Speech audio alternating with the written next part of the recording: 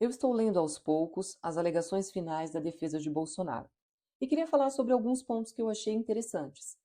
Um deles é a tática da defesa de negar totalmente as acusações do PGR contra Bolsonaro, com a argumentação de que não haveria provas concretas da atuação dele. Mas é que Bolsonaro, durante o golpe, não era bem um soldado, ele era o líder dos soldados do golpe. E aí, só porque ele não pegou no batente diretamente, não significa que ele não tenha participado da tentativa de golpe. E eu acho até que é por isso que muita gente se confunde dizendo que os militares envolvidos podem até ter tentado um golpe, mas que Bolsonaro não, só porque não tem uma mensagem dele em WhatsApp ou uma gravação dele falando, por exemplo, sobre o plano de morte de Alexandre de Moraes. Eu não sei se vocês sabem, mas não existe nenhum artigo no nosso Código Penal ou em outra lei que criminalize o ato de alguém induzir, estimular ou comandar uma ou mais pessoas a praticarem um crime. Aliás, existe um crime bem específico, que é o do artigo 122 do Código Penal, que fala em instigação ao suicídio. É quando uma pessoa estimula outra a se suicidar. Porém, o fato é que, fora esse crime, não há um delito que generalize, dizendo que é crime você estimular ou liderar outras pessoas a praticarem um homicídio, um roubo ou até mesmo um golpe de Estado. É que você não responde por você estimular a pessoa a praticar o crime, mas você responde por ser partícipe do crime que ela praticou e que foi fruto do seu estímulo ou da sua ordem, da sua influência sobre aquela pessoa. Isso quer dizer que, se o crime acontecer e ficar comprovado que você ajudou na instigação do criminoso, ou você foi o comandante dele, fiscalizou suas ações durante o crime, você responde por ter participado do crime. É o que está no artigo 29 do Código Penal, que, em resumo, diz que a pessoa que de qualquer modo concorrer para o crime vai ser punida de acordo com a pena desse crime, só que na medida da sua culpabilidade. E essa medida de culpabilidade vai ser analisada durante a investigação e o julgamento dela. Por exemplo, quem você acha que tem mais culpa por um homicídio? A pessoa que manda matar alguém ou a pessoa que mata? Na verdade, as duas respondem igualmente pelo assassinato, mesmo aquela que nem sequer tocou na arma do crime. Porque o criminoso é sempre quem tem o dolo, que é a vontade e a consciência do delito. E nesse caso, tanto quem manda matar quanto quem pratica o crime tem consciência e vontade. Talvez os motivos delas sejam diferentes. Quem manda pode estar querendo se vingar de alguém, e quem mata pode estar fazendo isso apenas por dinheiro, mas as duas pessoas respondem pelo mesmo crime.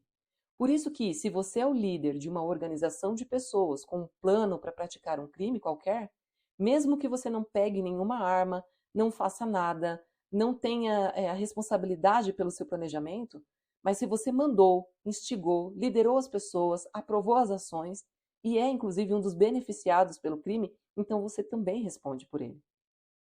Por isso, é irrelevante a alegação da defesa de Bolsonaro de que no dia 8 de janeiro de 2023 ele nem estava no Brasil. Se ele era o líder da tentativa de golpe, ele poderia estar do outro lado do planeta. Desde tentar cooptar as Forças Armadas em reuniões, passando por capturar Alexandre de Moraes, envenenar Lula e Alckmin, declarar estado de sítio, o incentivo direto e indireto das pessoas na frente de quartéis. Tudo isso passou pelo crivo de Bolsonaro. Ele tomou conhecimento e aprovou cada etapa. Consentiu com o que acontecia e isso foi demonstrado no processo. Portanto, a tese de sua inocência não será aceita pelo STF. Outro ponto destacado pela defesa é em relação aos discursos de Bolsonaro, que eles tentam mostrar que simplesmente falar não é crime. Porém, a ideia de Bolsonaro era justamente usar as suas falas como um instrumento de manipulação das pessoas que o ouviam. As falas eram constantes, eram diárias, depois eram copiadas e divulgadas por deputados, senadores e até pela imprensa. E tinham ainda a credibilidade do cargo que ele ocupava. Não era um Zé Ninguém falando, era o presidente da República. Para que um presidente da República diria tudo aquilo sobre as urnas, por exemplo, se não fosse para questionar o pleito caso ele fosse derrotado por seu adversário? E foi justamente isso que Bolsonaro fez. Essa é uma tática da extrema-direita no mundo. Usar a liberdade de expressão para dizer coisas que parecem absurdos e que, se as pessoas que ouvem levarem a sério e agirem criminosamente conforme essas falas, a culpa recai nas costas delas e não nas costas de quem falou. Tanto que Bolsonaro chamou seus apoiadores de malucos quando estava diante do juiz do seu processo, não foi? A defesa dele, para defender o discurso insistente sobre as urnas, diz que o tema voto impresso era alvo de discussão até no Congresso. Mas esse assunto só chegou no Congresso justamente por insistência de Bolsonaro, e não porque havia uma dúvida concreta em relação às urnas. A PEC 135, que é a PEC do voto impresso, que foi votada e rejeitada em 2021, tinha sido redigida por Bia Kicis e relatada por Felipe Barros, ambos aliados de Bolsonaro. Portanto, a tese de que esse tema é pauta da sociedade desde que a urna eletrônica foi adotada é mentira. A defesa também tenta contradizer a acusação de que Bolsonaro teria criado obstáculos para a sucessão do governo ao presidente Lula. Só que, para contestar isso, a defesa usa argumentos de Ciro Nogueira, Hamilton Mourão, Tarcísio de Freitas, Rogério Marinho, todos também aliados de Bolsonaro. E outro ponto é que eles dizem que, depois das eleições, Bolsonaro tentou diminuir os ânimos de seus apoiadores que estavam na frente dos quartéis antes de viajar para os Estados Unidos. No entanto, nos poucos discursos que fez, Bolsonaro nunca disse nenhuma frase direta ou deu um comando como saiam dos quartéis, ou parem com os protestos que são ilegais, ou parem de pedir intervenção militar. Os discursos de Bolsonaro eram sempre muito dúbios.